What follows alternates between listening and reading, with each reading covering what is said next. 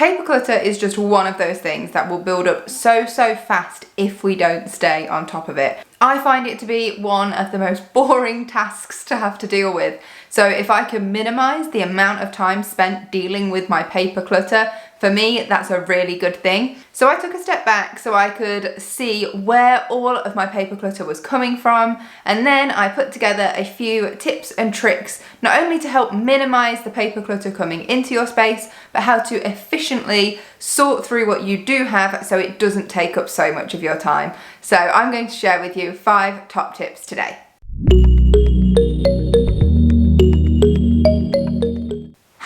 Welcome back to my channel. I hope you're having a lovely day. Today's video is on paper clutter, dealing with it, sorting through it, minimizing it, because let's face it, no one enjoys going through their paper clutter, do they? I don't know. Sitting and having to do a pile of shredding, not my idea of fun. Even if I put Netflix on in the background, I still don't enjoy it. So I took a step back. I wanted to see what could be done about paper clutter. And I realized that there are so many layers to paper clutter. There's paper clutter coming in, and then there's the where you store it until you deal with it. There's the sorting through it. There's the filing. There's the shredding and making sure you dispose of private and confidential information safely and all of that. And there are just so many levels to it that I figured the best way to do it was to eliminate inconvenience at every single stage, whether that's receiving, sorting, filing, whatever it is. So here are my 5 top tips for making paper clutter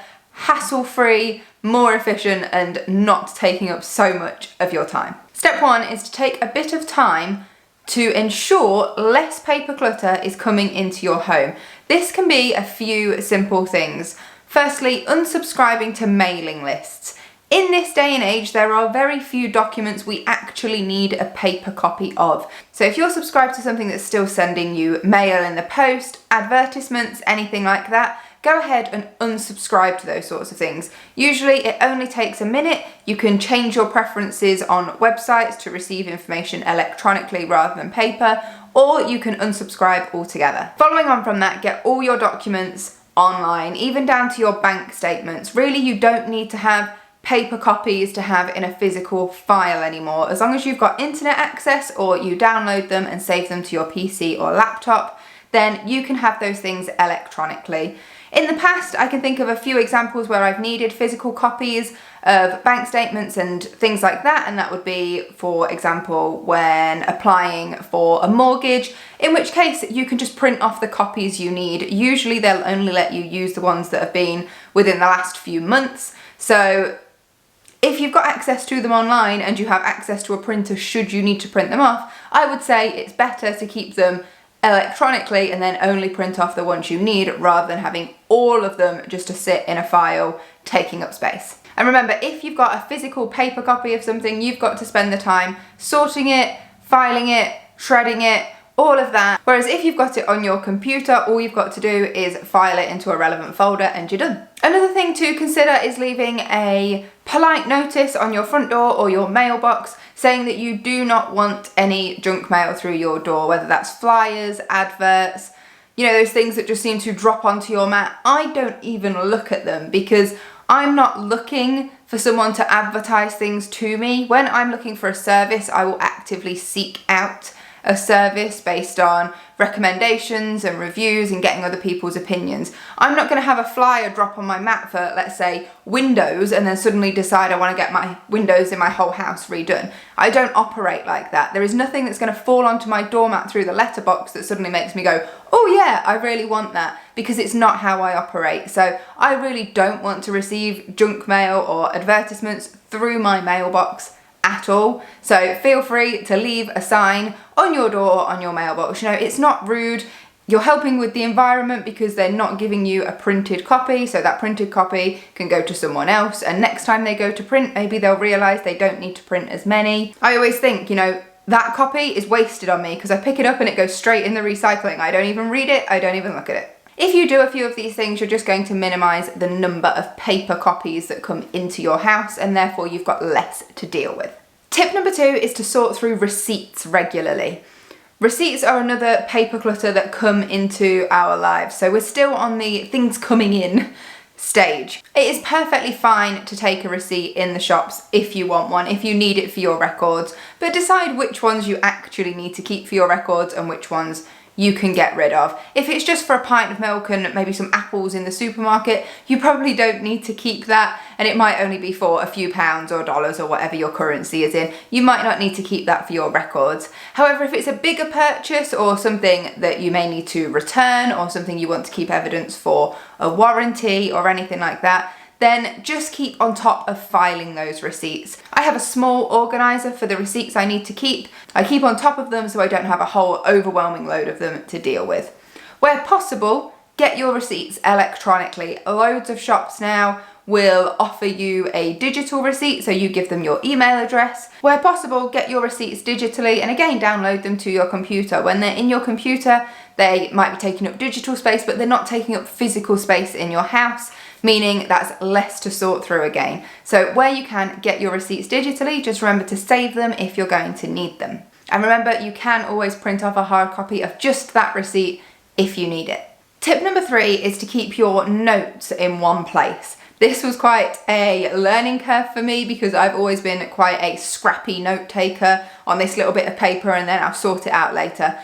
It just makes a mess. You have notes everywhere and it's a real easy way to become disorganized. So have a notebook, and even if it is just a little jotting that you need for less than a few hours just to remind you to do something, keep it all in one place, and when the notebook is filled, dispose of the notebook.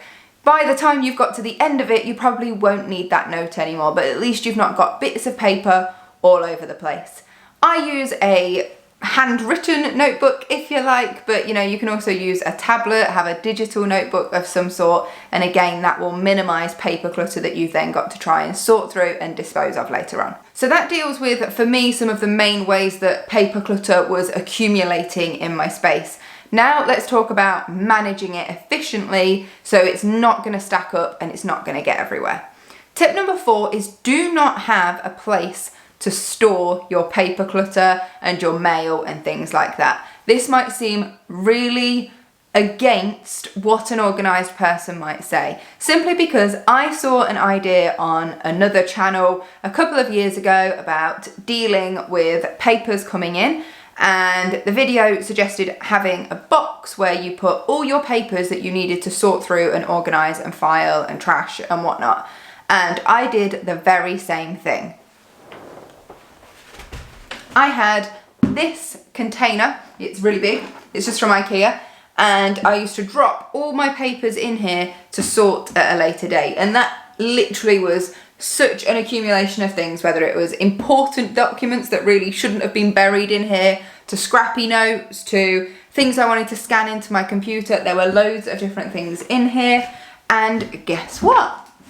It eventually just filled up because it was an excuse. It was putting the paperwork out of the way. It was saying, I'm not going to deal with this now. And when you have that mindset, you just let it get worse and worse and worse. And then when it came to actually sorting through a container this size, that really was ridiculous. Now, I was lucky in that I didn't put anything that needed actioning in here, just because I'm pretty on top of stuff like that. I like to know I've done it.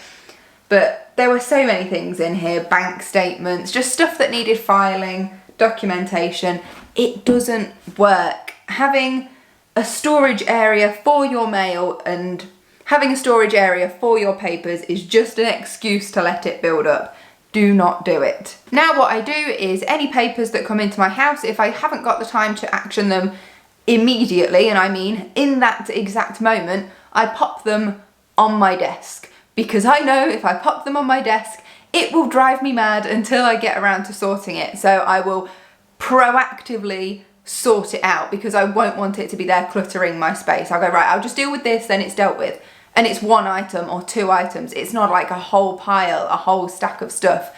You really keep on top of it, and therefore you don't end up letting it build up. Don't give yourself a situation where you can put off sorting it out for later, because it really does accumulate it, and then who wants to deal with that amount of sorting? I know I would never want to do that again.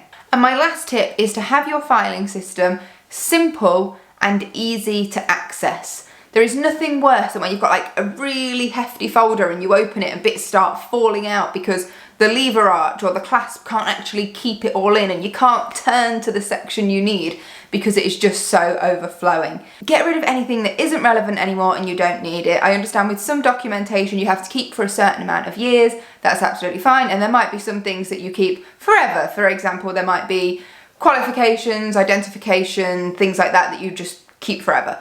But if it's something that you don't need anymore, get rid of it. It's just taking up space. So have your filing system really simple. Stick dividers in it, get it organised, but don't make it so it's overflowing and is just a hassle. That puts me right off wanting to do my filing. I now have everything that I immediately need in 2 lever arch files, and then anything that's more long term but that I know I'm not going to access, I have in other files which I've put away so they're not cluttering the space. And make sure those files are in a place where it's easy to access them. You don't want to have to go digging through your closet to find them because it just takes longer. Remember what I said earlier, when the papers come in, you want to do your best to action them straight away or, within a day or 2 if they're sat on your desk bothering you.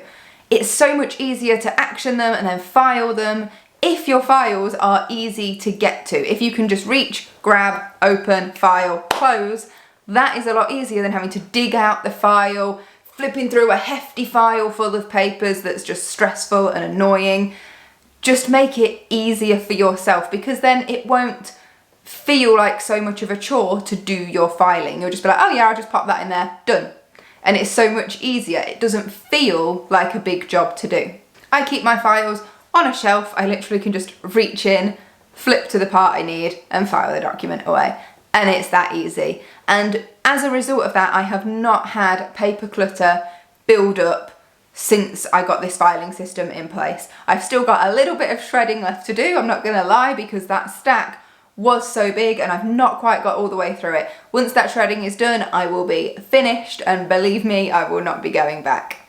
I hope you found some of these tips useful and can apply them to your own situation for keeping on top of paper clutter. As I said earlier, I really don't like it. It's one of the things I hate to deal with. It's boring, and if I can avoid it, I absolutely will. So using these tips to minimize not only the paper clutter coming in, but making a more efficient system for sorting and filing it just works for me, and I hope it will work for you as well. Thank you so much for watching. If you enjoyed the video or found any of the tips helpful, please give it a thumbs up and subscribe if you're not already, and I will see you in the next one. Until then, take care. Bye.